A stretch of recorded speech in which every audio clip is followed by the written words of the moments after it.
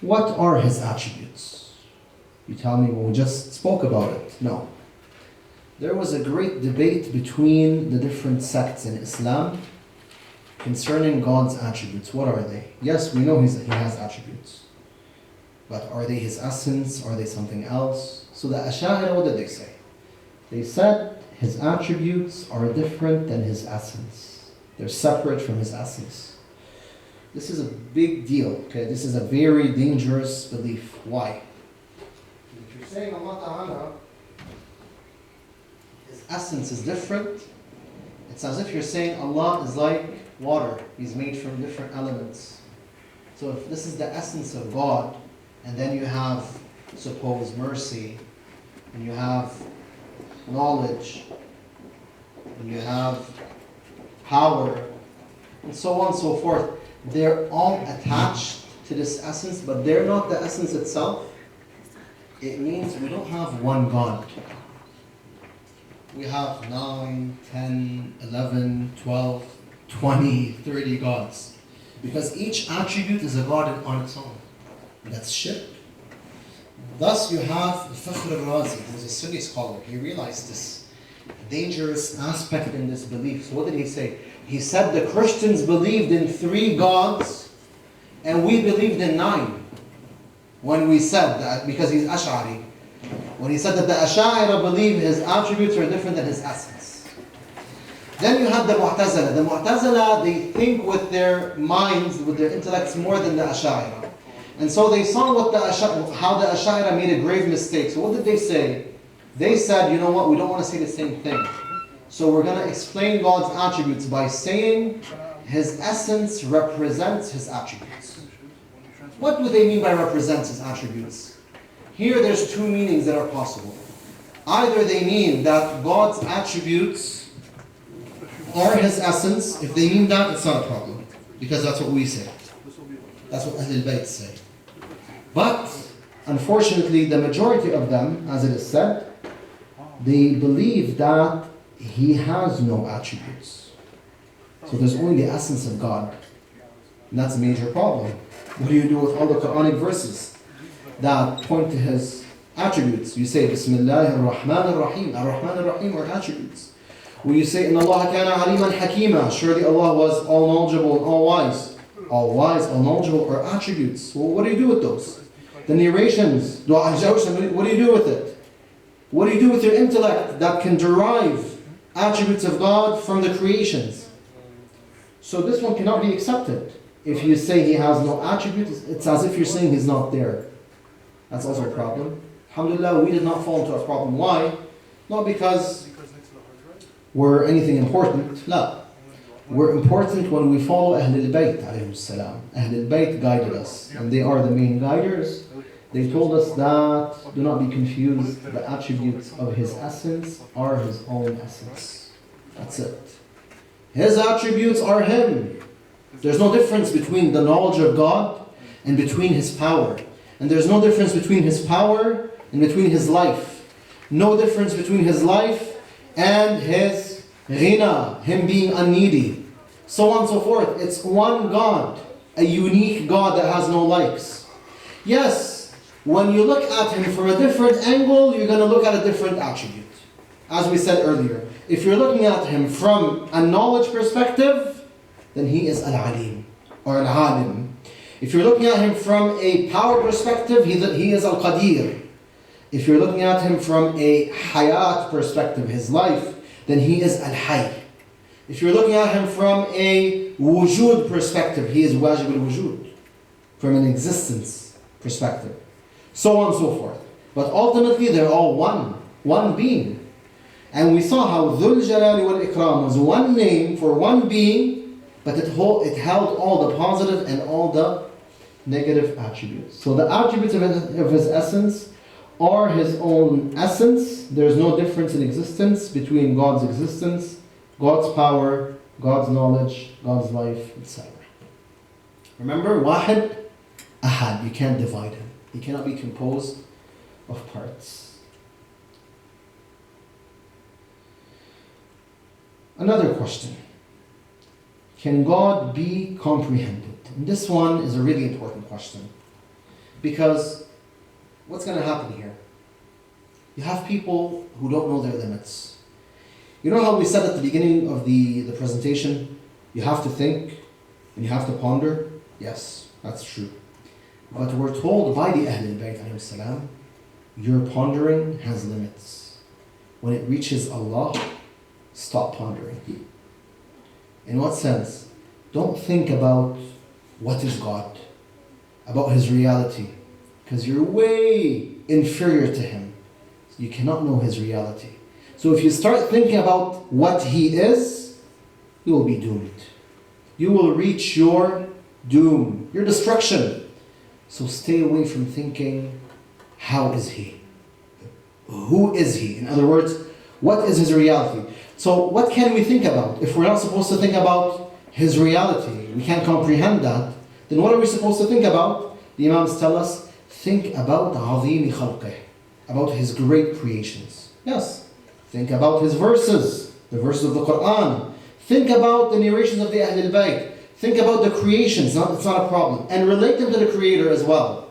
But don't think about the reality of God, because you as a human being, in fact, every existent cannot comprehend what is Allah. And thus, if you recite Dua al-Mashlul, at the start of Dua al-Mashlul, Imam Ali alayhi salam says, because it's a dua narrated by him, he says, يَا مَنْ لَا يَعْلَمُ مَا هُوَ وَلَا كَيْفَ هُوَ وَلَا أَيْنَ هُوَ إِلَّا هُوَ. Meaning of the narration. It says, O you, no one knows who you truly are. What are you other than you? Allah. So the creations have the capacity to know that God exists and that His attributes are His essence. However, they're not able to fully comprehend Him. They're not able to. Anything you imagine in your mind is not God. Anything. No matter what you imagine. Because no matter how deep your intellect becomes, you will always be limited, and thus you will not be able to fully understand and comprehend God. Remember at the start of the presentation, when we were talking about the possible existence, the impossible beings, we said if something, we said if we have a big circle, you cannot place it in a smaller circle. Right or wrong? Jayid. Now imagine you, an inferior being, who is limited, we are limited, and what do we want to fit inside our intellects? Fit the unlimited, Allah. How can you do that? It's impossible. If you can't fit a bigger circle into a smaller one, you think you're going to fit the unlimited into the limited? It's impossible. No matter how much you think about Him, you'll never know His reality. So you know He exists, but you'll never know who is Allah, the true God. Thus Imam al-Baqir has said, وَكُلُّ مَا مَيَّزْتُمُوهُ بِأَوْهَامِكُمْ فِي أَدَقِّ مَعَانِيهِ مَخْلُوقٌ مَصْنُوعٌ مِثْلُكُمْ مَرْدُودٌ إِلَيْكُمْ. Anything you imagine through your imagination, even if it is the most precise imagination, it is a creation like you. It's not Allah subhanahu wa ta'ala. For that reason, we are disciplined by God to do what? How many times do we say Allahu Akbar in Salat? Tens of times, right? Every movement, practically almost every movement we say Allahu Akbar and we move. Allahu Akbar means what? Imam Sadiq is asked, he responds, Allahu Akbar means Allahu Akbar min an yusaf. Allah is greater than to be described. How so? We say Allah is knowledgeable, I'm describing Him. We say Allah is powerful, that's a description. Sayyidah Zahra says in Khutbah al-Fadakiyya that the tongues cannot describe Him, but how? We say, Ya Sayyidah, Mawlatana, you have described Him right now by saying He cannot be described. So what does she mean? What does Imam Sadiq mean when he says Allahu Akbar? It means Allah is greater than to be described. It means the reality of God. No matter how you describe Him, Allah in reality is much more than what you understand. He's much greater than what we understand, than what we comprehend. So, Najis? Yes. Yes. Allah is the greatest thing in the world. Being, yeah. Being in the world. Mm-hmm.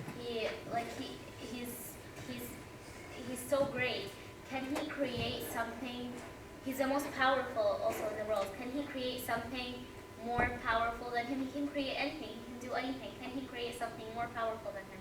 Bravo. سؤال it's a very important question. هلا, the next slide, I believe, I'm going to ask you a question similar to that. And you're going to have to answer. Okay? هلا, when we get to that, we're going to speak about this.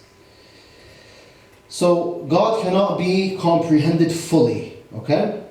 But you can comprehend Him to some extent. For that reason, Imam al-Sadiq alayhi salam, he tells Al-Mufaddal ibn Umar, he tells him how a person, he explains how a person cannot understand God fully, and he gives him examples. Salawatullahi wa salamu alayhi. He gives him the example of the intellect itself. The intellect is apparent. We know that the intellect exists, but what is the intellect? What is the reality of the intellect? That's hard to determine. So we have examples of a lot of things that exist, but we don't know what they truly are. Another example is the human soul. Can you believe that your own soul, you don't know it? I mean, look at this question. Who are you? What do you mean, who am I? It's me. Jayyid. But what are you? I am my soul and you are your soul. And the soul is controlling the body.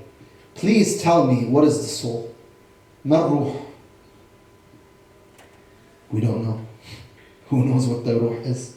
Although it's me, and I know it exists, but I don't know what it is. I'm able to know my body more than my own soul. Ya subhanallah.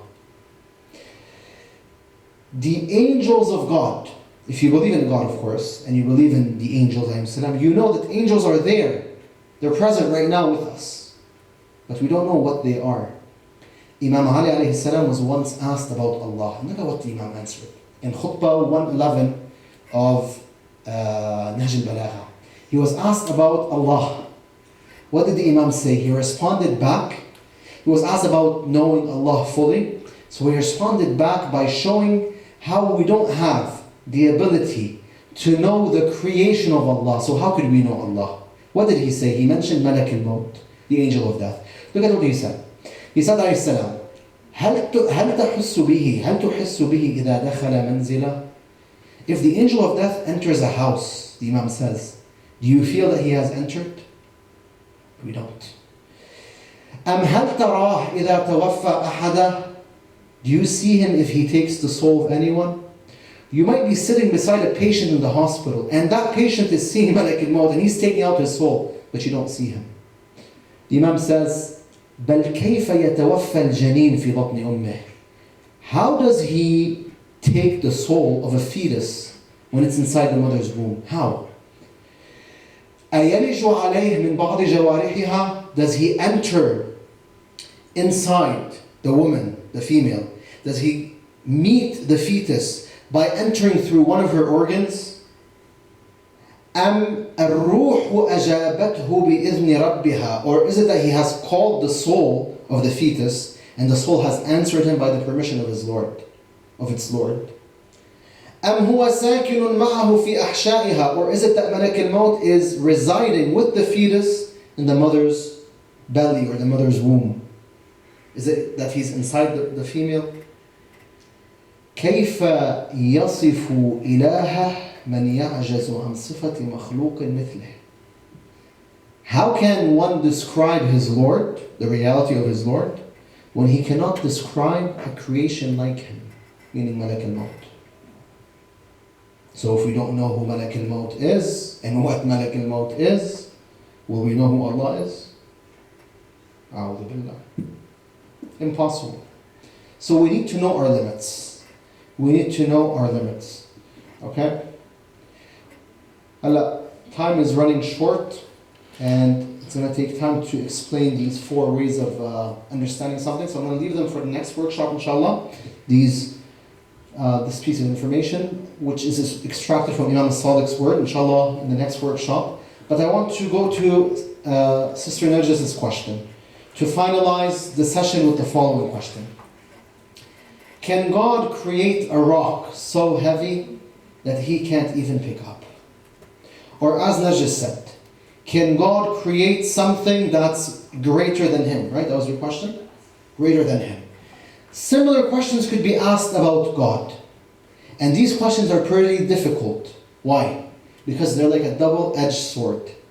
If you say yes, there's a problem. And if you say no, there's a problem. So how do we fix it? What do you think?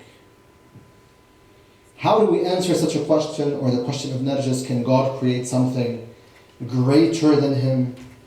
You don't. He doesn't? No, you don't answer the question. You don't answer? You stop there. Stop? Sarah? Well, if you think about it, if God is creating something even greater than Him, then either way He will always be greater than that being because He is the creator. Okay. So it can't happen. That's what you're saying? It can happen, but it'll always go back to God. So if God is creating something, He has the ability to create something so powerful and knowledgeable or whatever, then at the end of the day, it comes back to the Creator. If the Creator was able to create such a thing, then He is ultimately more powerful than that thing. Do you know what I mean? Yes. But at the same time, if we say yes, we're falling into a problem. Why? Because we're supposing He's creating something greater. فإن both ways it's problematic. بس الأخت آية بعدين الحج تفضلي. Considering that Allah is limitless, He Uh-huh. could, but then it would contradict how wise He is. For why would someone create something stronger than Himself that He couldn't even control? Not bad. But the answer is flawed. Good try though, but it has a problem. ليش؟ لأنه if we say yes, then Allah is not ultimate perfection anymore. نعم حج. يعني فينا نقول انه ما في شيء اقوى منه، ما في شيء اعظم منه، ما في شيء يعني ما بعرف كيف بدي احطها بسنتنس انه اذا بده يخلق شيء اعظم منه، ما في شيء اعظم منه، ما في شيء اقوى منه. عم تقربي حج. Yeah, then He won't be Allah subhanahu wa ta'ala. Okay. عم تقربوا. You're getting closer. Yes. We could technically say that He can create something like this, but He won't, because He's ultimately all knowledgeable. So He. Oh wait, no, because then He's limiting. Hello. Is there a purpose for Him creating something greater than Him? Suppose yes. ممكن تعيد على لو سمحت؟ ها؟ ممكن تعيد على شو يس قلت قالت لي في هلا عم نقترح انه في سبب حتى يخلق شيء اعظم منه. قلت لها اعتبري ايه؟ فلنفرض نعم. في هدف. هو اعلم فيه بعد. بس بيقدر؟ لا. إذا قلنا لا معناتها ما بيقدرش. إذا قلنا إيه مشكلة؟ أفنان وأبرار تفضل. Both, I mean, you choose.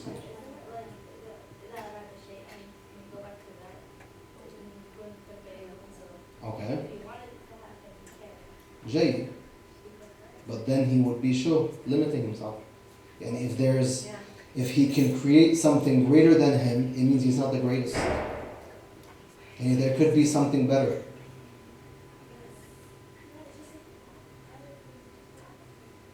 الجواب to all these questions. It's very simple. As Sister Fatima answered, the question is flawed. The problem is with the question. That's why you can't find an answer to it.